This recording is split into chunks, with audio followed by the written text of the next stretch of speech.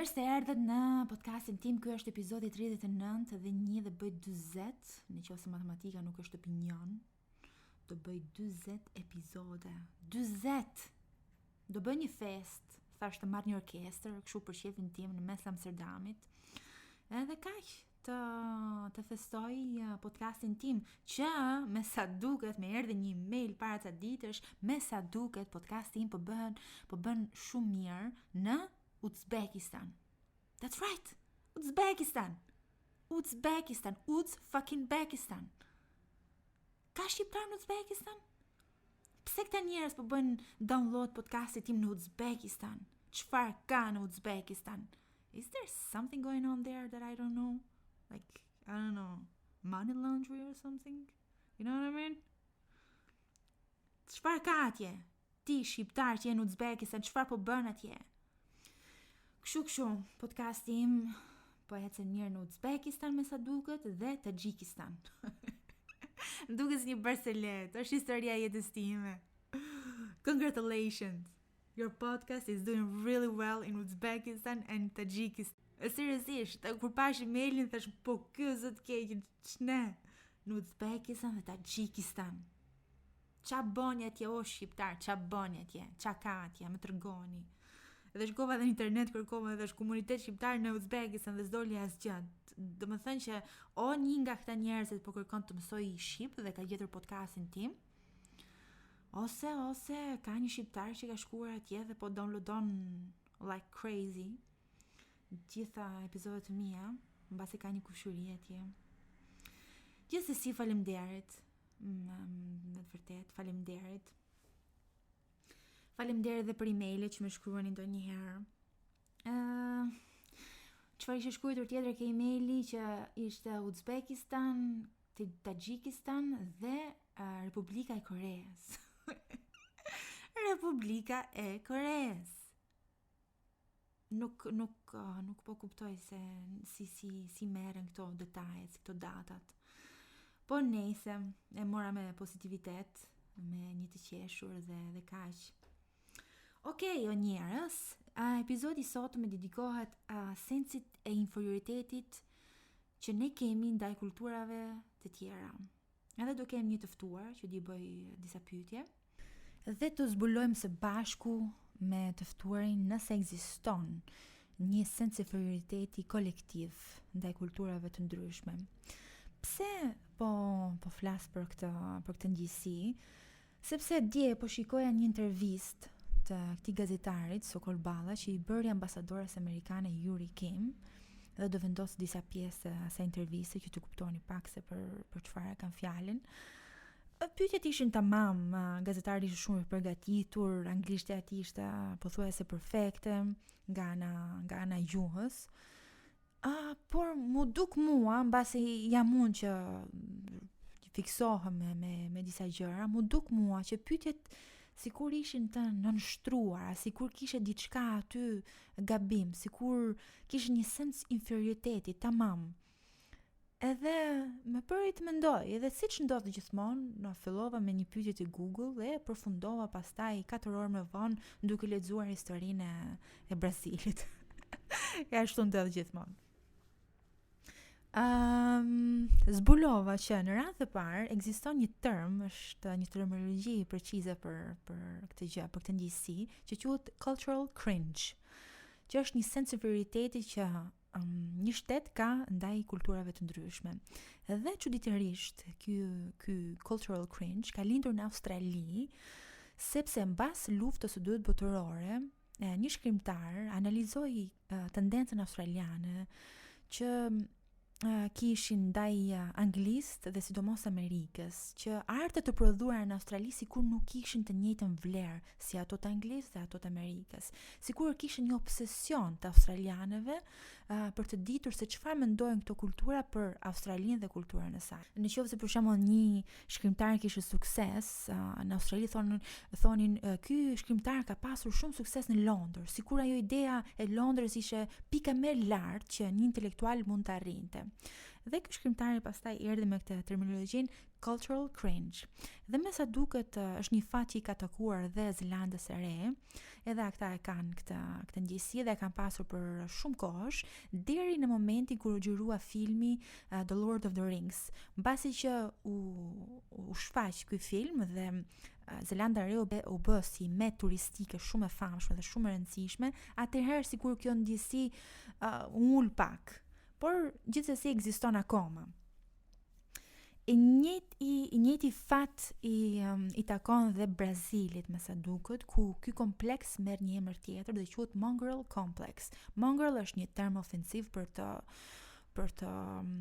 quajtur njerëzit që janë biracial në Brazil, edhe sikur ekziston një kompleks më i thellë, një kompleks inferioriteti më i thellë në Brazil ndaj kulturave të tjera, sepse sikur Brazili nuk ka marrur asnjëherë atë status si shtet i rëndësishëm, si shtet serioz. Edhe siç ka thënë një herë Charles de Gaulle, lideri i Francës gjatë luftës së dytë botërore, që Brazili nuk është një shtet serioz.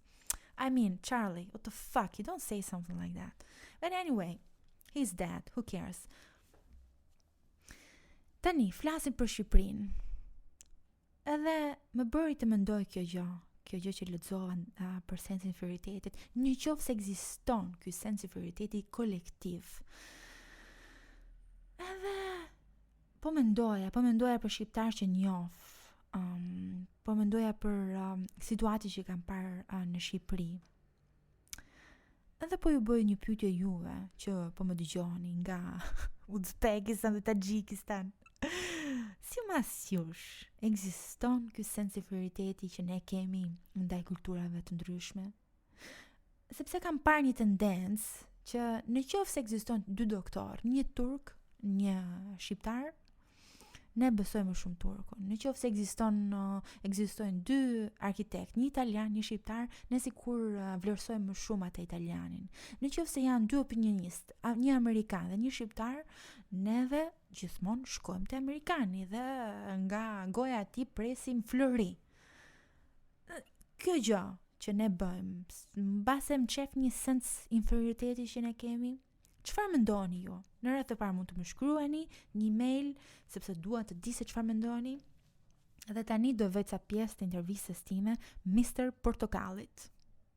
Simbas mendimit tënd, ekziston një sens inferioriteti te kultura shqiptare?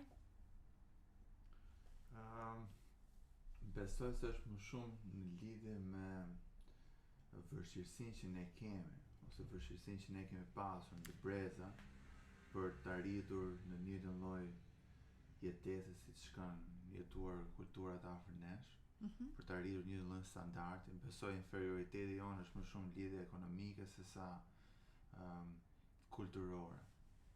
Për shembull, nëse krahason me vende të tjera, ne nuk është se kemi përveç faktit që kemi qenë pjesë e perandorisë osmane për shumë kohë, nuk është se kemi qenë pushtuar si kolonizatorë siç kanë qenë australian për shembull nga Anglia, dhe ajo prap mund ta ndikojë çik më shumë Australinë ose vendet e kolonizatuara, por pjesa e Shqipërisë besoj është më shumë ekonomike, sidomos këto vizë të fundit.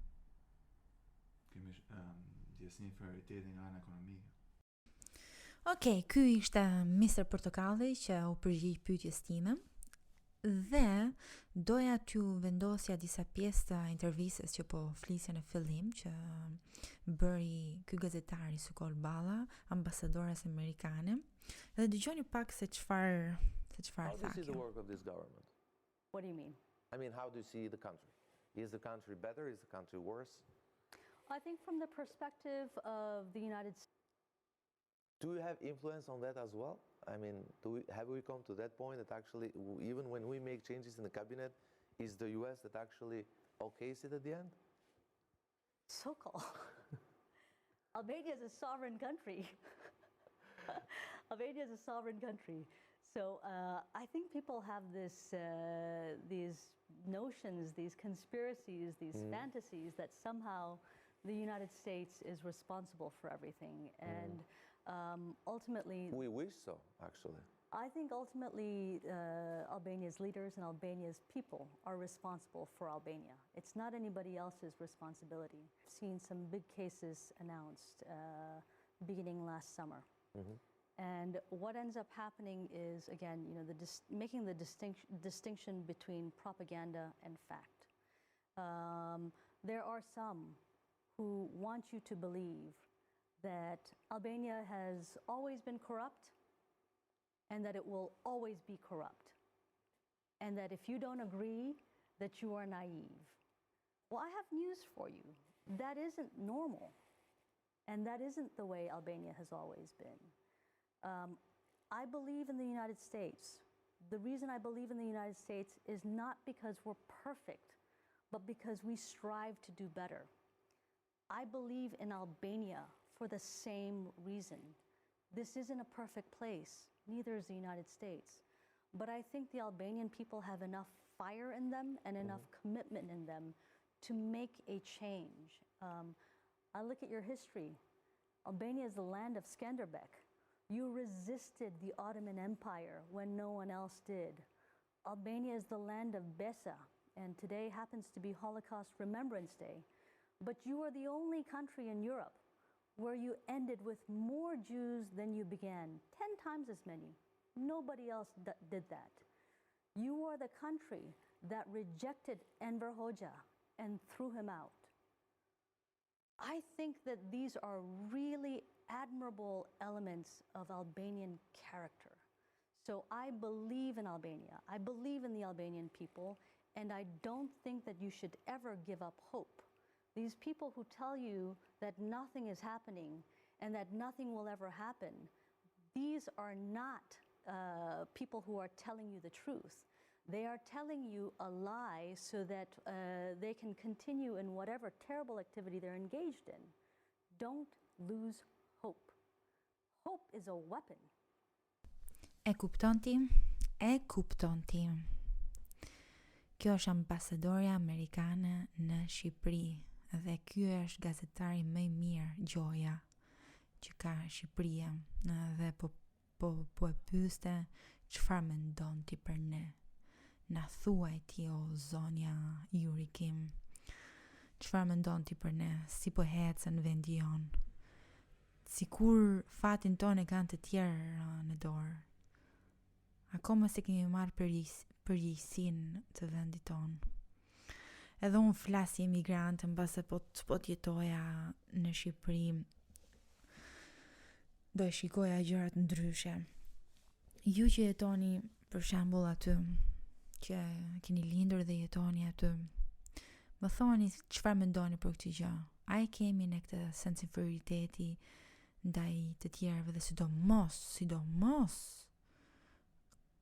kemi këtë obsesion që të dim se çfarë mendojnë të tjerët për ne. Gjithmonë, edhe në qoftë se mendojnë keq, bë flamurin gati. Bë duar të shqiponj, sepse është vetmja gjë që mund të bësh, që të tregosh çik krenari. Çfarë mendoni ju? Jeni dakord me Mr. Portokallin që çdo gjë ka lidhje me faktorin ekonomik, fakti që kemi qenë gjithmonë të dobët nga ana ekonomike na ka bërë të ndjehemi i çik më poshtë si të tjerët? Edhe sikur presim gjithmonë keq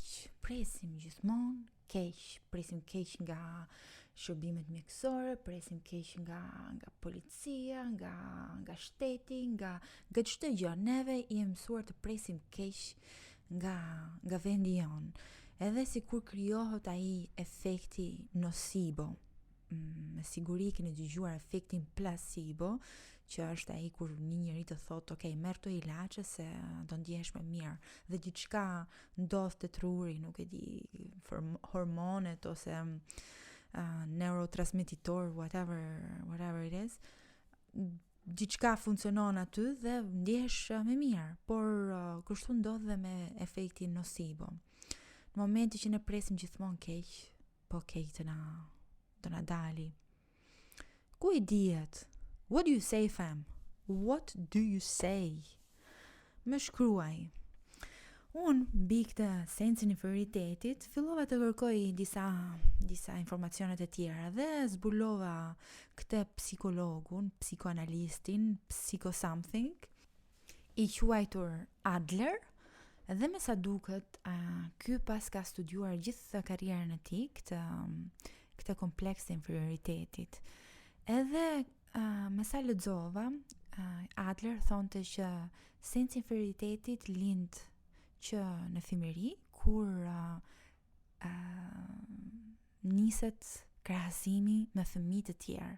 Në qoftë se për shembull janë 2 motra të vogla, ma i thot njërës, po mirë moj, pse nuk bën si motra jote, pse nuk je e sjuar si motra jote, pse s'bën këtë si motra jote, etj, kur kjo goca rritet, bëhet adoleshente dhe pastaj bëhet grua, do e tërheqi me vete këtë ndjesi që është poshtë motrës vet dhe do e krijoj edhe me njerëz të tjerë afër të saj, do ndjehet më pak si të tjerët. Ndaj një nga karakteristikat e sensi inferioritetit është krahasimi. Ky është shkaku më i madh.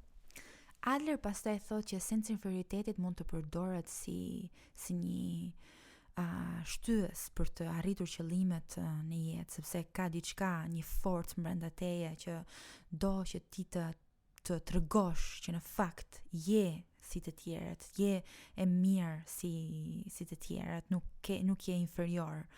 Por në përgjithësi ky sens i inferioritetit që ti tërheq gjatë jetës krijon eksperjenca negative dhe mund të arrijë të krijojë edhe depresion, ankth edhe psikoza të tjera. Ndaj është shumë e rëndësishme për ta kuptuar që diçka nuk shkon mirë, që është një disi shumë negative që ti tërheq gjatë jetës dhe mund të preki aspekte të ndryshme të jetës tënde, që nga ana intime, sepse ti nuk ke të ndjesi që meriton dashurinë, sepse thjesht nuk e vlerëson veten tënde aq lart sa të meritosh dashurinë. Ndaj do kërkosh njerëz që o do të trajtojnë keq ose thjesht që nuk janë të përshtatshëm për personalitetin tënd. E njëjta gjë do ndodhi edhe nga ana profesionale, do pranosh punë më të ulëta se sa ti ke aftësinë të bësh, sepse mendon që nuk meriton një punë të mirë ose mendon që ti nuk di ta bësh atë punën tjetër. Etj. Ndaj është e rëndësishme si gjithmonë, siç kanë thënë gjithmonë, mos i lësh për dorë këto gjëra dhe thjesht të flasësh me ndonjë ekspert të fushës. Dhe ishte interesante të zbuloja gjitha këto gjëra mbi kompleksin e inferioritetit dhe të zbuloja që kulturat e tjera e kanë.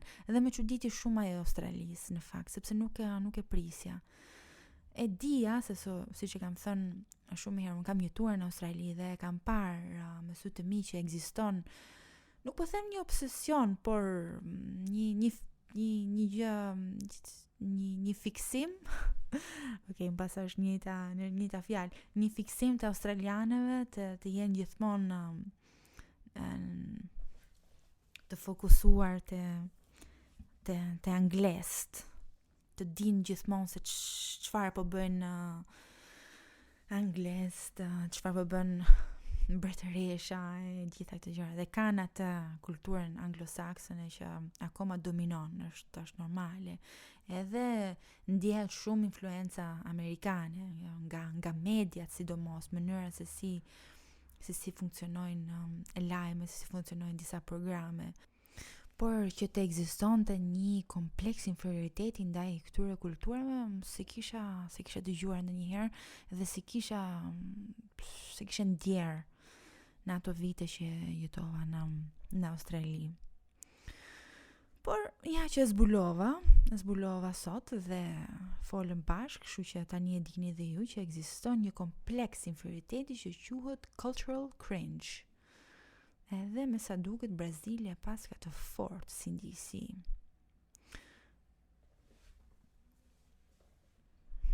Interesant, ë? Do më pëlqente shumë të dija se çfarë mendoni ju. Dhe sidomos njerëzit që po dëgjojnë nga Shqipëria, nëse keni ndonjë opinion mbi këtë temë, do më pëlqente ta dija. Çfarë mendoni? Ekziston ky sens inferioriteti që ne kemi ndaj kulturave të tjera? Më shkruani si gjithmonë. Emaili im është chankitela@gmail.com. Dhe këtu mbaron ky epizod. Shpresoj që të kem folur mirë, po ndonjëherë gaboj sepse fjalët ndonjëherë më vinin italisht dhe i them shqip, pastaj një fjalë mendoj shqip dhe duhet ta them italisht dhe bla bla bla. I bëj lëmsh gjërat. Por gjithsesi, po provoj. Me siguri fansat e mi në Uzbekistan po e udhërojnë, kështu që who cares. Ju përshëndes njerëz nga Uzbekistan edhe nga Tagjikistan. Unë e di se unë nuk e kam iden se kush është kryqëziteti i Tagjikistan. Për tjerë ta kërkoj me ju tani këto. Tagjikistan. Edhe Google thot, what the hell is that? Ok, Tagjikistan, ufficialmente Repubblica del Tagjikistan. Dushanbe që janë ka kryqëziteti, që janë ka 9 milion edhe i qik. Të paktën ta e din sa Tagjikistani janë. Tagjikistan që janë ka bukur, ha? Është musulman. Normale, po. Tagjikistan, po Uzbekistan ka vendet bukura. Uzbekistan.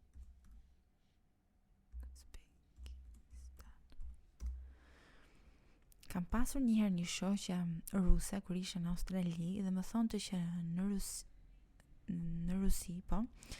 Rusi kishte shumë imigrantë nga Uzbekistan dhe nga këto vendet e tjera, nga Gjeorgjia, që shkonin në Rusi dhe u trajtonin çik më keq si të tjerë, sikur kishin një reputacion të keq atje. Edhe ajo vetë e perceptoi edhe nga fjalët e asaj që mënyra se si i përshkruante këta njerëz ishte në mënyrë negative. Por një gjë mirë ishte që këta vendet në Rusi sillnin kuzhinë të mirë, kishin kuzhinë të pasur, ndërsa Rusia është e njohur për atë në faktin që nga ana kulinare nuk është që ofron shumë. Ok, Uzbekistan, bukur që janë ka, po, dhe më pëlqen të shkoja.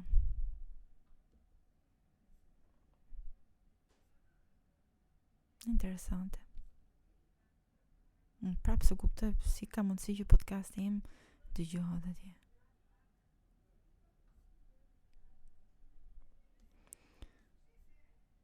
Ok. Do gjej një këngë tani që është nga Uzbekistan.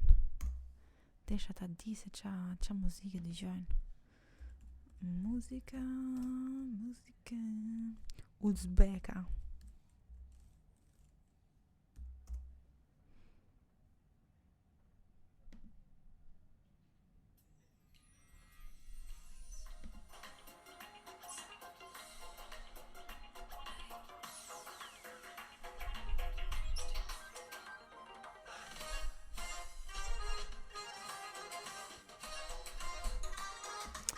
Ok, tani e kuptoj pse shqiptarët shkojnë atje.